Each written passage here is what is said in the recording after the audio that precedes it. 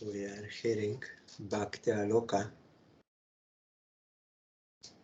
We heard. Now we are hearing about Jnana Sangha, about giving up. No, Sangha Tyaga. In second verse of Upadeshamrita it is written Jnana Sangha is a fault, to associate with non-devotees. And here in this one it is said as Sangha Tyaga, which means we have to give up association with non-devotees. And we heard the Jiva will have these three desires, Dharma, Artha and Kama. And now Moksha is described. Moksha is the fourth human goal for the Jiva.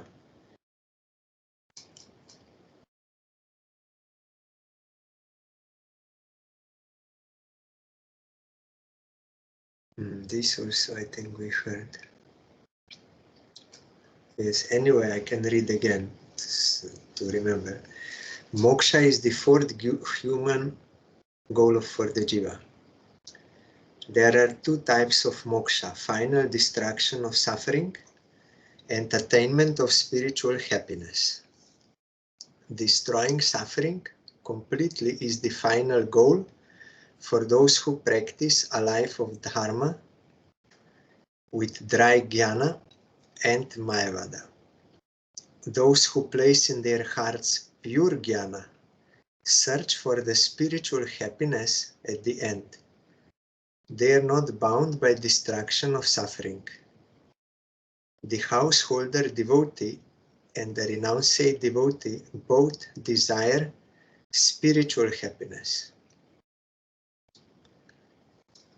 So moksha can have two meanings. One is that impersonal moksha, another is moksha when you are in actual liberation, when you are engaged in the service of Krishna. Recently I came to know Swami Maharaj.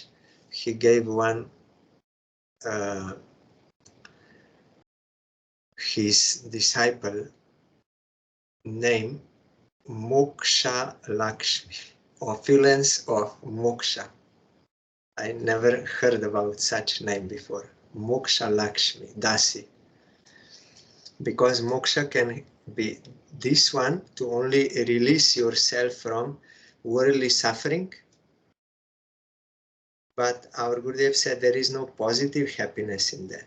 Positive happiness is in seva of Krishna. So that is actual liberation, moksha. The householder devotee always aims for spiritual happiness and with his wife performs all actions attentively. In performing his actions, he is not controlled by his wife.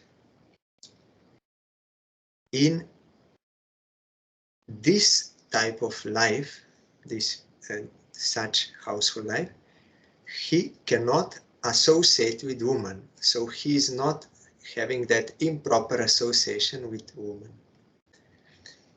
He completely gives up talking to women beyond the dharmic rules, and in associating with his wife according to Vedic rules, should give up being controlled by her, since it produces materialism.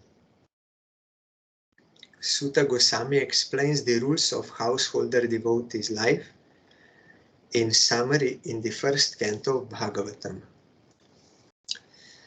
Dharmasya hyapavargyasya narto artha yo pakalpate narthasya dharmaikantasya kamo labhaya hismrita.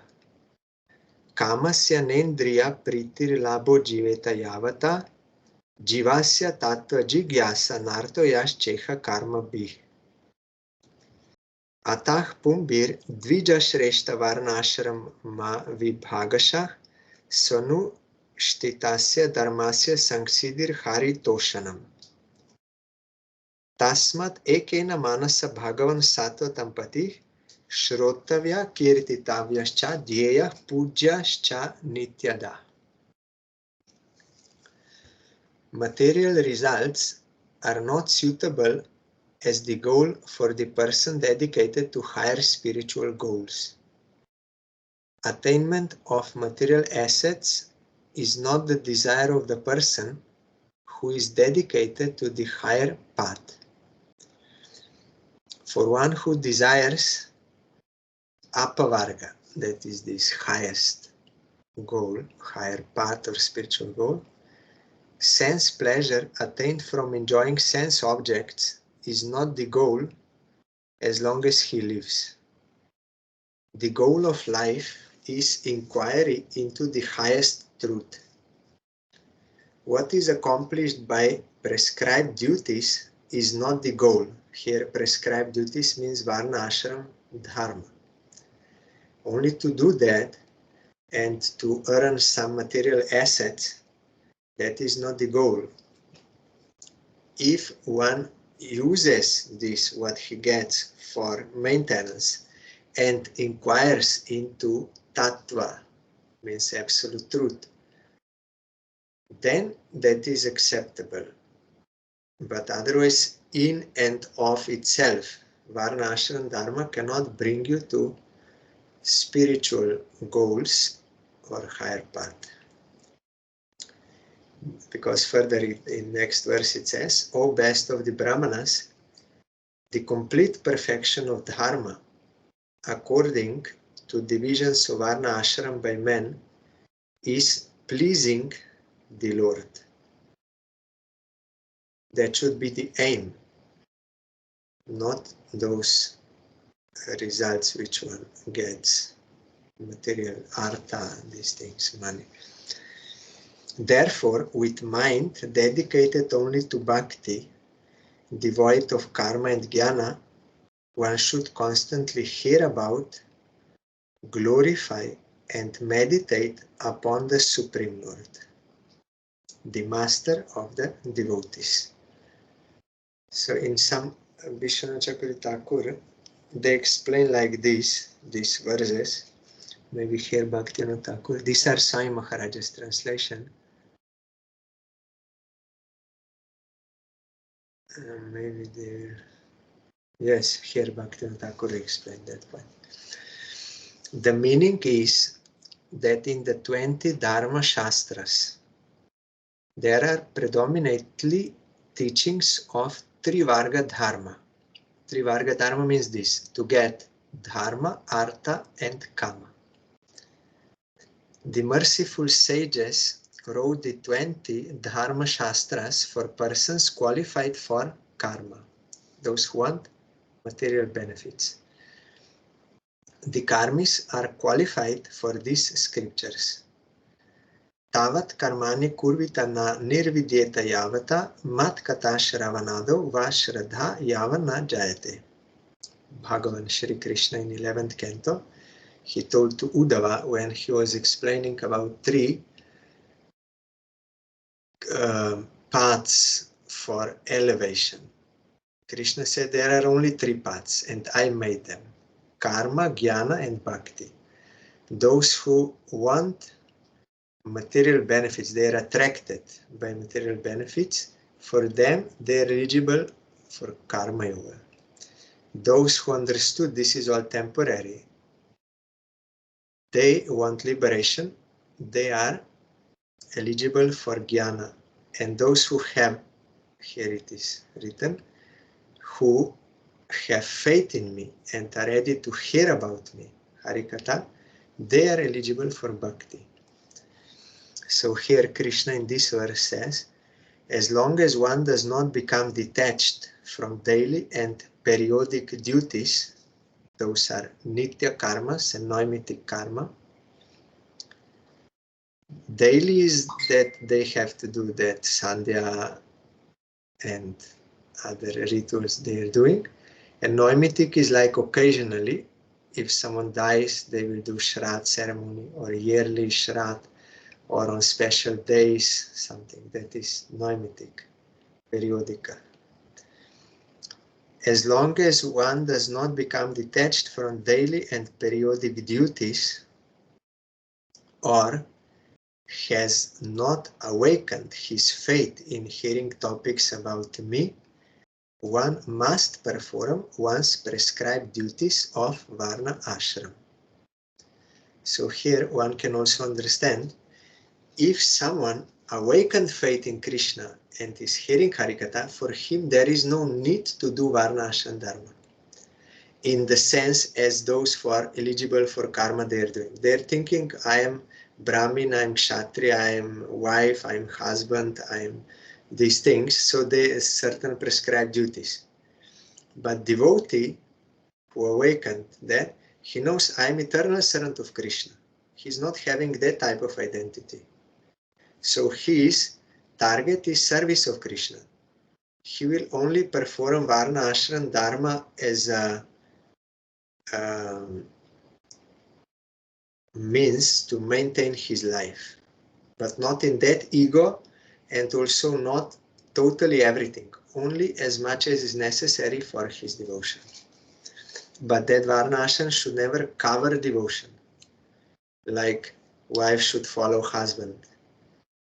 Then husband will say, I want to eat meat, so yes, I have to fulfill that. No, devotee wife, those who are eligible for devotion, they will not do this. It will be wrong. Like in the case of those wives of Brahmins in Vrindavan. Husband said, no, you cannot go out of house to go and serve Krishna. But they went anyway, and they served Krishna, and by that they benefited themselves and also their husbands. So ultimate target is satisfaction of Krishna, not following certain rules which are not favorable for devotion.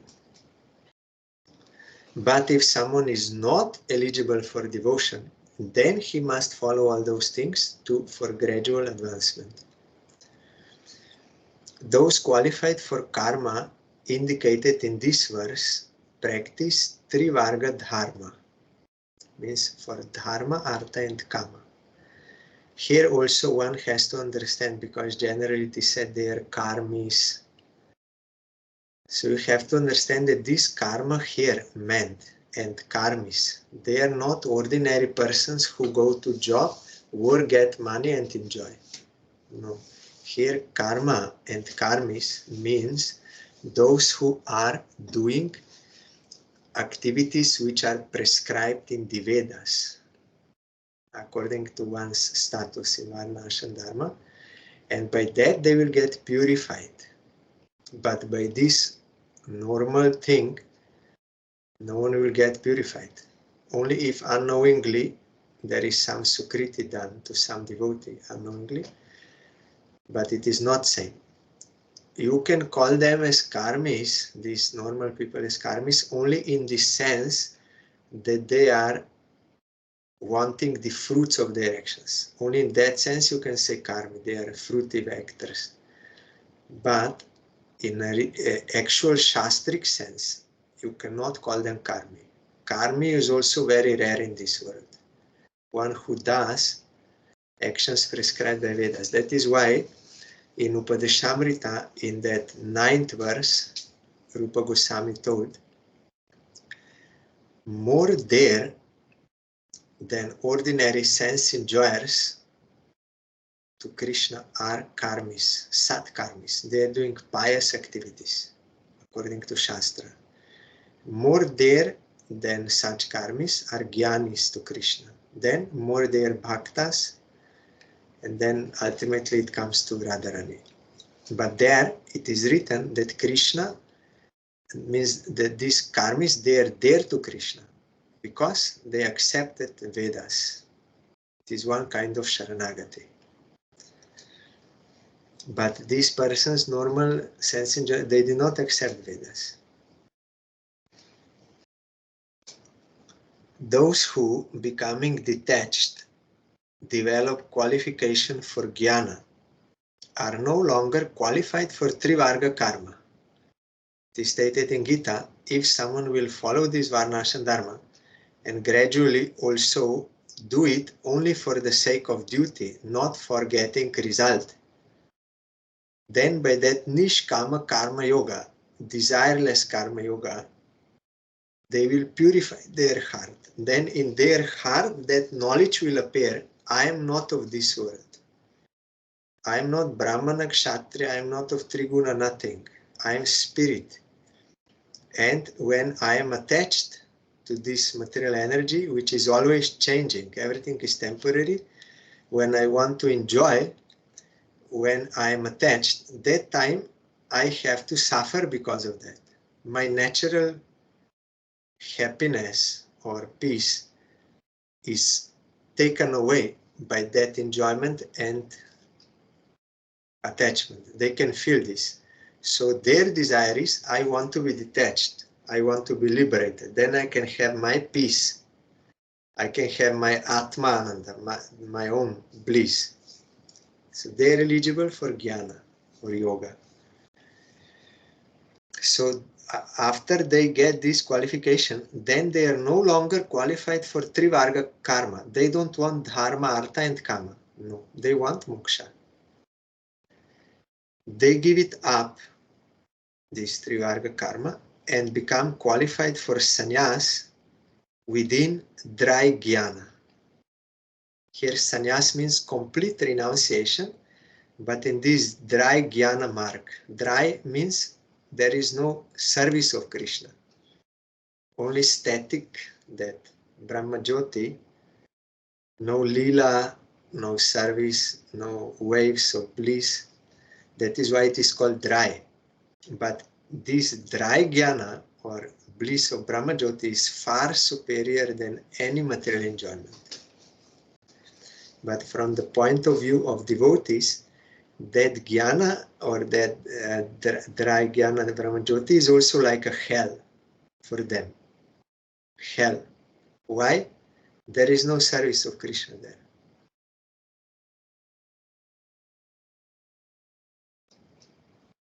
So they can be sannyasis of that jnana mark by the strength of sukriti earned over many births, attaining mercy of the Lord, developing faith in hearing and chanting the glories of the Lord. They are no longer qualified for karma. They are devotees. They are also not qualified for jnana. That is why devotees, they don't practice dry renunciation. Only yukta vairagya. They give up that which is unfavorable for service of Krishna, but accept all material things which are favorable for devotion of Krishna, and transcendental objects also which appear in this world. Jnanis they will reject, but devotees will accept with faith. So these three qualifications are there. That is why in Upadeshamrita also, in that verse, niyamagraha, one should not follow the rules of the stage which is not his stage. One has to follow for what he is qualified. Not too much, but also not too less. If someone becomes qualified for bhakti, he will not do those practices of karma and jnana. And if someone is not eligible for bhakti, then he cannot do those activities. He has to do what is prescribed for karma or jnana. And within devotion, there are many stages. So those who are totally new, they have faith. For them, they have to associate with devotees, hear Harikatha, do some service, whatever is possible for them in that stage, and they should seek out Guru. Then, after they will take shelter of Guru and get initiation, then new rules will come. Now they will have certain practices to do, and then gradually they will increase and anarthas will go away. Then Nishta, then new things will come, and then regulated manner, Vaidhi. Then when you become eligible for Raganuga, then you have to practice that. You should not be bound by Vaidhi. Like sometimes those Raganuga devotees, they will break certain rules of Vaidhi. for the satisfaction of Krishna. Because they will do something to please Krishna, but it will be like against this Vaidhi. But purpose of devotion is not lost. So one who is eligible for Raga, he should not be doing Vaidhi with that mood. Vaidhi he will do outwardly for the sake of others, but inside he is doing for Krishna.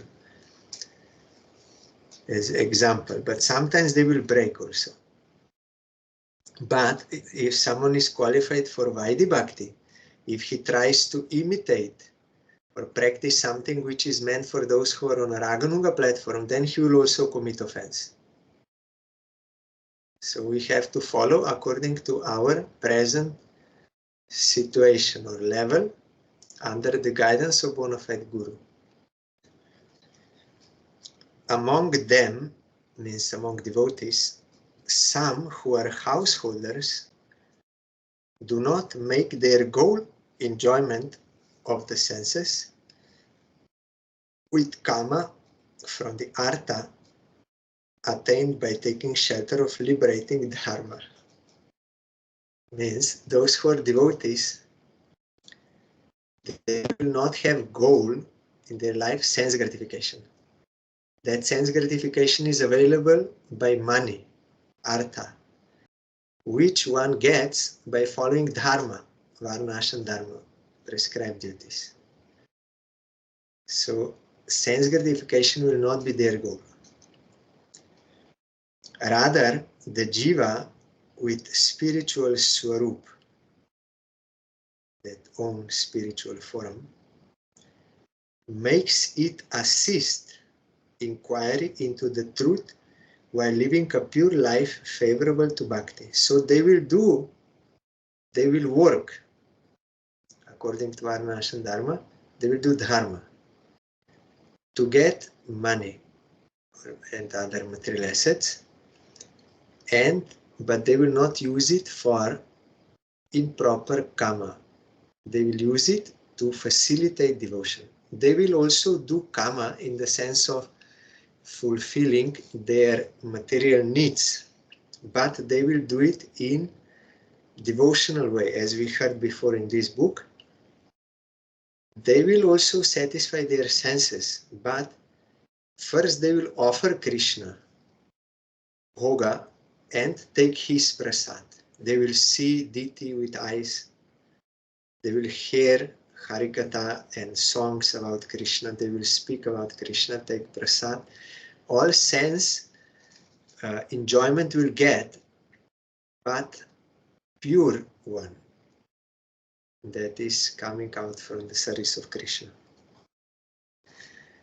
And with this maintenance, that will facilitate them inquiring into the truth, means bhajan, hearing about Krishna, speaking about Krishna, remembering about Krishna, while living a pure life favorable to bhakti. They will, though in household life, they will not indulge in any anti-devotional activities while in household life. I heard from Gurudev, there was one Radha Mohan Prabhu in Gwalpara Dham.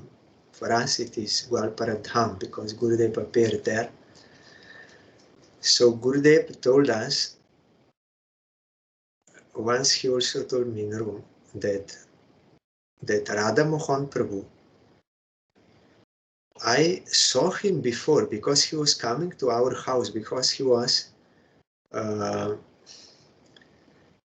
doing a job as a clerk for Gurudev's uncle who was advocate. So clerk means one who will write things. So Gurudev said, I saw many times him before, but I did not know that he is a devotee. He is a disciple of Srila Bhaktisarada Saraswati Thakur. I did not know. But only when Parang Gurudev came to Gwalpara and Gurudev took his shelter, he came to know that this Radha Mohan Prabhu, that was his Diksha name. Gurudev knew him by another name. Because Parang Gurudev was staying in his house. So when Gurudev went there, then he saw, oh, he's a devotee. I did not know. And Then Gurudev said, then I used to go to his house and he used to speak Harikatha and I used to take prasad in his house. Sometimes I was chastised when I came back home because already I took prasad there. Then when I came home, then grandmother or mother, they will give me and I said, no, I will not take, I'm not hungry. Then he said, I already took there. Then they would chastise him. Why you took there? And Guru said, because there is prasad. Like this. So Gurudev told me in room, they are also doing good to society, householders. He said, I also came by him. I saw in his house, it was very sanctified atmosphere. He was worshipping Krishna, Tulsi is there, deities there, and very sanctified, peaceful atmosphere, and he never indulged in any prohibited items or anything, doing bhajan. So I used to go to him and I used to hear Harikatha there. I was inspired by him. So here it is written, while living a pure life, favorable to bhakti. Here one will see a difference between karma and spiritual life. The householder devotee, for maintaining his life, practices dharma, artha, kama, and moksha with the divisions of varna ashram in householder life along with his wife, with the aim of attaining the mercy of the Lord. Like so many you will find Mahaprabhu's associates, and even before those old sages, Puranic times, many household, they are. Also you can see Jayadev Goswami. He was fully dedicated to the service of Krishna. He was never thinking of marriage. But in Puri, that one father, he brought her daughter, Padmavati, to offer to Jagannath. That is the system there. It is proper system because all women, they belong to Jagannath. So he offered to Jagannath and then they will find husband as a servant of Jagannath. But she belongs to Jagannath. So that time Jagannath gave indication to that father that you have to marry your daughter to Jayadev. So he brought her to Jayadev and he said, she's my daughter, I am giving her to you for marriage. Then Jayadev said, no, I am not interested. I will not accept, I'm not interested. But father left. Then Padmavati said, you are my husband. Then he said, no, I'm not accepting. You tell me where you want to go, I will take you there, but I cannot stay with you. I'm not interested. Then Padmavati said, no, you are my husband, you are my all in all, and it is my father who brought me here. Father is Guru, on the order of Jagannath. It is Jagannath's order. So you are my husband. If you don't accept me, then I will give up my life here because there is no use of my life. Then when she said this, and sincerely she said, then Jayadev Goswami was touched because it was really devotional target, not for sense gratification. So then he accepted because it was the order of Jagannath. He accepted and they were doing pure householder life, means only cooperating for the service of Krishna. And they had no children.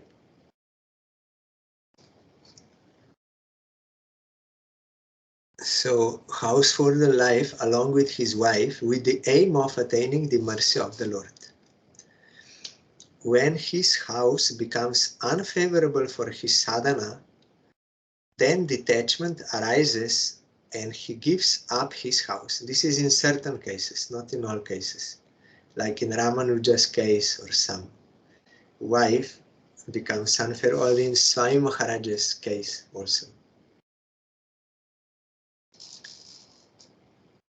Thus, the householder devotee performs spotless actions with Trivarga Dharma, that is Dharma, Artha, Kama, undertaken in an excellent way. Along with these activities, he surrenders completely and hears, chants, and remembers the Lord's eternal name, form, qualities, and pastimes. In this way, he accomplishes the supreme goal along with his wife, day and night. The wife, with the help of other women following her, such as sisters and daughters, should always strive for spiritual goals. They also. In this, there is no non-Vedic conduct at all. Thus, this is not association with women. I heard from Sadhu Maharaj, Munger Mandir. He was young. He told me that when he heard it, that when his grandfather and grandmother, they were kings, they got married, then many years passed, but no children came. Then all were surprised and worrying, maybe something wrong or something. So then they checked in night time in their bedroom. From outside they were checking, and they saw they are both chanting Harinam in the evening or night time. So how children will come? They're both doing bhajan. But later on, because they are in such family and dynasty and like this, then for the service of Krishna, for the service of deities, for continuation of that service, then they had children under the pressure of that thing, but otherwise no. So Sadhu Maharaj told me, I was enjoying that opulence, kingly opulence, everything, but I was not happy, disturbed. When I saw my grandmother and my grandfather, I saw they have peace. They are happy. Then I inquired, why is this? Then they taught him about bhajan, and also he was initiated at a very young age. They were both disciples of that Radha Govindas Babaji, so also he. So he told me this. They were checking in their bedroom and both were chanting Harinam. So all should strive for spiritual goals. Whether a householder or a renunciate, all types of sadhakas must completely give up association with women. This improper. Householder, for householder it means improper association, as we heard before. The devotees should be particularly careful to give up the association mentioned. Now, the sangha known as attachment will be discussed. Till now we were hearing about, I think, objects. 1 second.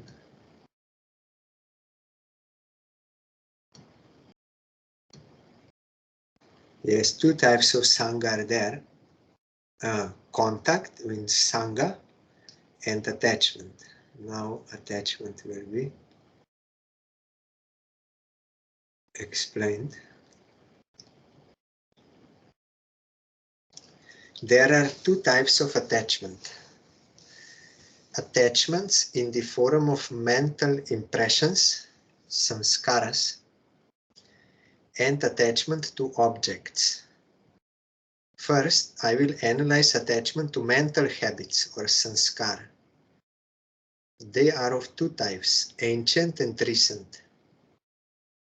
The jiva, bound by Maya from beginningless time, performing actions and attempting to get knowledge, develops impressions in the subtle body as a result of the actions and perceptions. What you perceive, what you see. Through what kind of glasses you are seeing. Those who are influenced by tamoguna predominantly, they have different outlook than those who are in rajaguna predominant or those who are in satyaguna. Their perception is different. These are ancient impressions. Means from beginningless time, they're doing all sorts of actions, and then samskaras, impressions, they are stored in subtle body. These impressions are called one's nature, swabhava. But this is this acquired material nature, not swabhava, that jiva's nature, but what she acquires through material actions. You will also find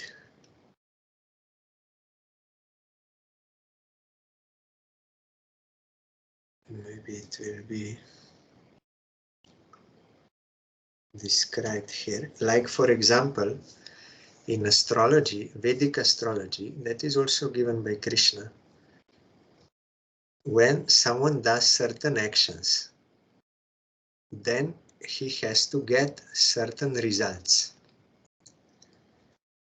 And those that karma or results, they may be aprarabdha, that which will be experienced in next life, and prarabdha is that which is to be experienced in this life, prarabdha karma.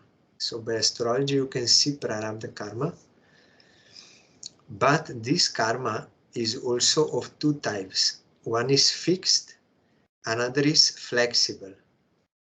It means if someone did certain action in past life, then certain result, like getting married, that is in the hand of God, they say.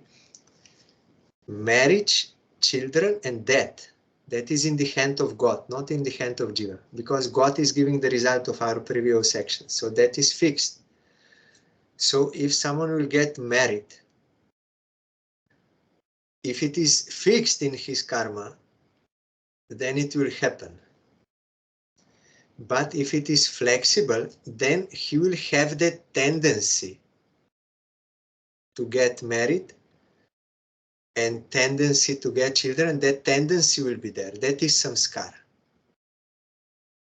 Tendency, but still, if it is in flexible karma category, then he may also not fulfill that. Like tendency will be there, but he may also decide not to do it.